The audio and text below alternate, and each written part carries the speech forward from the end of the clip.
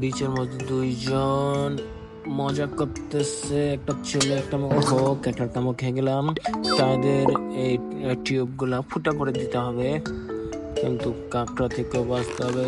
খেলাটা কঠিন মনে হচ্ছে। কাঁকড়া এসে গেল, কামড় দিয়ে গেল আমাকে। ওহো, এটা অনেক বেশি কঠিন হবে আমার কাছে মনে হচ্ছে। দেখা যাক, আবার কাঁকড়ার কামড় খেয়ে ফেললাম।